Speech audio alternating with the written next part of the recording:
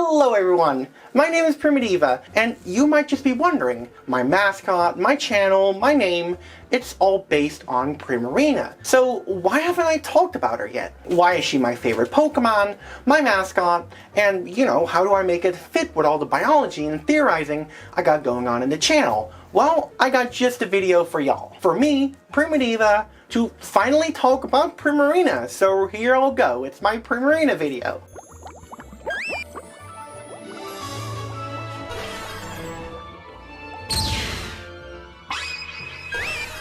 Though, I'm not going to talk about her on my own. In fact, I brought someone over who does a lot of in-depth looks on Pokemon himself. So here he is, say hello to Champion Blaze, everyone! You know, it is kind of funny that you've never talked about Primarina on your own channel before. Well, I guess today is finally the day. Hey Pokemon champions, what's going on? It's Champion Darkblaze here. Now, normally on my channel, we cover the meaning of series over there, diving into all the lore and mythology and the inspirations that go into designing every single Pokemon in the Pokédex. But today, over on Primitiva's channel, we're talking about Primarina and the meaning behind its evolutionary line. It's a pretty solid Pokemon overall, and it's got pretty good inspirations. So why don't we get into it? Yes, finally! Let's cover the best starter Pokemon ever!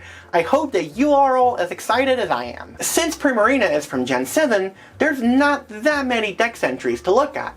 But let's go ahead and look at them anyway. So give us that sweet, sweet lore, Game Freak. Alright, so they're very social Pokemon. Pass down things from generation to generation, and they even sing together as a colony during moonlit nights. Oh, I'd love to be able to see that actually. Basically, these Pokemon love to sing. You can't forget about those water balloons either. They can get super massive and be super effective weapons in battle. Wait a second. A random fish Pokemon, like let's say Wishiwashi, will see a Primarina dancing and singing and think, ooh, that's really beautiful. Only for her to bite down the moment the fish lowers its guard. Makes me wonder if it could potentially use those water bubbles to make reflections of itself whilst hunting. That'd be pretty cool, right? Or even use those bubbles to catch prey on land. Like bird Pokemon will just be flying somewhere and then they get trapped in one of those bubbles and drown. Okay, that's definitely a little bit too dark, but wait a second. Where have I heard this whole appearing to be innocent, to prey, to lower their guard and strike them when the moment is right? You know about this, Blaze, right? Primarina and its evolutionary line of Popplio and Brionne are based obviously on sea lions. Very easy to see that in its design across all three stages. But you can also see, at least with Primarina, that it's also based on mermaids. The elegancy, the beauty of this Pokemon screams mermaids. But on top of that, you may also not know that it's based off of sirens. No, not these flashing light things, that wouldn't make any sense. It's based off sirens from Greek mythology. If you've read the Iliad and Odyssey, then you know the story of Odysseus and his men getting back to Greece. Now they go all over the Mediterranean, even take a trip to Crete, I believe, but they run into some sirens. They are creatures with a female appearance that look like mermaids that entice men to come over to sit with them with their voice. They sing and lure them in and trap them until they eventually just kill them. So yeah, that's a pretty dark inspiration for a Pokemon, yeah, and it's a starter nonetheless too. Ugh. But then Primarina and its line are also based off of Selkies as well. And they are simply known as sea folk. They're mythological beings capable of therianthropy, changing from seals to humans by shedding their skin, which is, of course, what Primarina looks like, a seal. But it's also based on mermaids, which are half human, half fish, so therefore this inspiration also makes sense. But then if we dive into the origin of Primarina's name, we can see in English that we have Prima Donna, Marina, and Ballerina. Of course, the Popplio line has very elegant and graceful movements, not only in the game's animations, but in the anime itself. And on top of it, it's a Prima Donna, so it's on stage, singing, putting on a performance. And Marina is also an attribute associated with aquatic in nature, the water. And of course, Primarina and its line are water type. And on top of it, that fairy typing also makes sense because of its mythological origins and inspirations. But then if we go into its Japanese name, we have Ashirene, which is a combination of Ashika, meaning sea lion, as well as Sirene, which is French for mermaid and siren. So the inspirations for its name are similar in both languages, and all of this comes together very nicely and cohesively in the entire design of the evolutionary line, from Popplio to Brionne to Primarina. Now that we've talked about it, maybe you can see these inspirations a little bit more clearly now. But after talking about its mythological designs, Primitiva, do you think you can talk about any biological similarities that this evolutionary line has with its real-world counterparts? Ah yes, of course. I may not know too much about that kind of stuff, but I do know about sea lions, which is what Primarina is based off of. Bulbapedia states that she's based off the Japanese sea lion, which, well, is probably likely because, Game Freak is Japanese. Unfortunately, the Japanese sea lion has been extinct since the 70s, but it is considered a subspecies of the Californian sea lion, which are very popular in circuses because they're very intelligent. If you've seen the early days of Sun and Moon, you'll probably notice that a lot of people assumed that Poplio's final evolution was going to be some sort of clown. Thank God we didn't get that one though. That one's just pure nightmare fuel and I hated it the moment I saw it. But yeah, that's why a lot of people assumed so, because of the Californian sea lion. Sea lions are pretty great. They're often called sea puppers, which I guess is kind of correct. Sea lions belong to a huge group of mammals called carnivorans, which is a group of mostly carnivorous mammals. And sea lions, aka sea puppers, make up the caniform half of that group. This consists of pretty much anything that is more dog-like than cat-like. There's a lot of diversity in the group. You have foxes, red pandas, skunks, walruses. Yeah, those are all puppers in a sense as well, loosely. Primarina in nature probably acts similar to the California sea lion. Her snacking on wishy-washy is probably a thing, along with other fish Pokemon, but likely also cephalopods like Octillery, maybe even Inkay if she finds one on land. Regular sea lions, after all, can't use big water bubbles to potentially trap prey. One cool thing about sea lions is that they often work together in groups to hunt for prey, so even if wishy-washy forms together in a schooling form, well, a few Primarina can easily take care of that. Kind of funny that it's a starter Pokemon, considering sea lions are often found in big numbers, all living together on beaches. California sea lions are preyed upon by killer whales and great whites, but there's no great white Pokemon, and the only killer whale Pokemon I can think of is Kyogre, so Primarina would be doing pretty dang good in nature. Perfect, Prima Diva. And now that we have discussed its biological similarities to its real-world counterparts and its inspirations, why don't we talk about what Primarina and its line personally means to us, and I think I'll start it off first. Now, I don't have the most attachment to Primarina, I'll say that right off the bat. However, I really do like this Pokemon. I think it's one of the most elegant and graceful water-type Pokemon ever designed in the Pokemon franchise, and it's one of the sleekest and most elegant starter Pokemon that's ever been designed.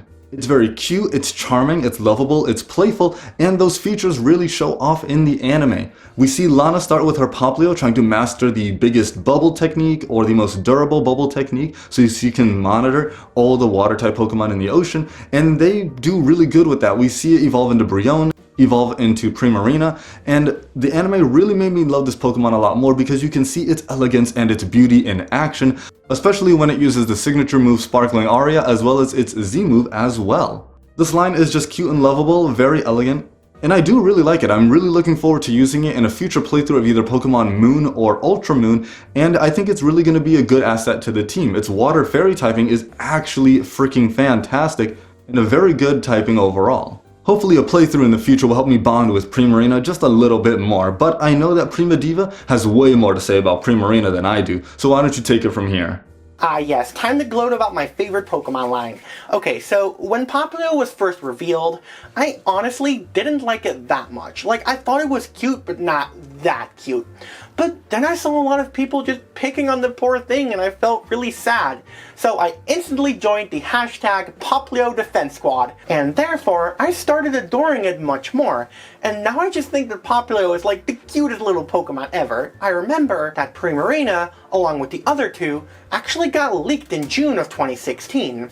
And when I saw it, oh boy, I just fell in love with her design. Like, just immediately I thought, what a pretty Pokemon! I must have her on my team. And it just like instantly became a favorite. I don't know why, but before Primarina, I didn't really have like a definite favorite Pokemon. Like, yeah, I love Mew, Pikachu, Vaporeon, Furret, Jumpluff, all that other stuff. But there was no Pokemon that I could really call my favorite. But if you go up to me right now and ask, Prima, what's your favorite Pokemon? I'll say Primarina, because she's awesome. Okay, story time. So, when I got Pokemon Moon for the first time, I really wanted a modest female Poplio, so what I did is that I spent 40 hours soft resetting the game, which was a real pain in the ass considering that long ass cutscene you see right before picking your starter. I had to see that all the time, and I was so happy when I finally got her. Were all those 40 hours worth it though? Oh yes, they were. My Primarina called Saphira was my original Primarina, and she's still important to me to this day. I put her on a lot of competitive teams back in the day, Gen 7 OU specifically. Now, a lot of people underestimated Primarina because she was in UU back then. I don't know what she is right now.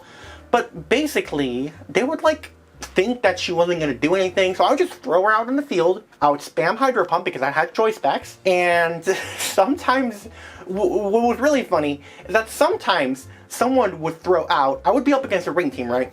And they would throw out Pelipper and be like, oh, Drizzle, right? And then I'd be like, ooh, that's not good because there's a Primarine on the field, right? And then they would use U-turn, and they would go into their Ferrothorn, which was presumably trained in special defense, I'm assuming, and they would think that they would survive. They would assume, yeah, I could just survive. I can power whip my way through this, right? No. When that Hydro Pump hit in the rain with choice specs, two shot. Always. I always two-shotted Ferrothorns. Always. It was the greatest feeling in the world. I even remember one time I was up against a Tapu Koko, and I just went for Volt Switch because, you know, why not? Seems like a pretty decent play, right? I survived, Torrent boosted, because I had Torrent, choice specs, Hydro Pump, next Pokemon dead. It was a great time. Primarina is pretty good in VGC, or at least she used to be, and I did use her a lot back then, just not anymore because of the legendaries, you know, they're kind of dominating everywhere. But yeah, I think I have like 5 Primarinas at this point. 2 of those being shiny, one that I accidentally got one day. Other shiny was actually bred by my amazing girlfriend. This one's called Lemon, and she has 0 IVs in attack and speed, and she was a monster in Trick Room. It was really fun to use. The reason she's my mascot? Well, because she's my favorite Pokemon. Simple as that. You know, what would it be if I didn't choose my favorite Pokemon for my mascot, right? That'd be kind of weird. I just adore this pretty little sea lion, and I can't imagine any Pokemon ever becoming better than this. One thing that I would fix about her design is her shiny. I think her shiny's pretty, it's kind of grown on me, but honestly I wish her shiny was like pink, like a pink version. That would just be so much better. Primitiva, thank you so much for having me on the channel today. It was an absolute blast talking about Primarina and its evolutionary line. Until next time, train hard, Pokemon champions! Yeah, I really liked talking about her, and it was great hearing some lore and mythology surrounding my favorite Pokemon. So thank you a lot, Champion Blaze, for being here. Be sure to drop a sub. He's got a lot of content that I'm sure a lot of you will enjoy. So go there, drop a sub, it'll be good. Trust me. So yeah, that was the video. What do you all think of Primarina, my mascot, my sweet, sweet mascot? What do you all think of her? Be sure to let me know in the comment section down below. If you enjoyed this video, be sure to hit that like button and subscribe if you haven't already. I got lots of cool stuff on the channel and always more coming soon. I want to give a massive thank you to my assistant professor and lecturer patrons, Ty Burns, Gloomba331, DeltaMajora, and Gwen Joy. Y'all are the best. And with that being said, I hope y'all have a good day, night, or morning, and as always, take care!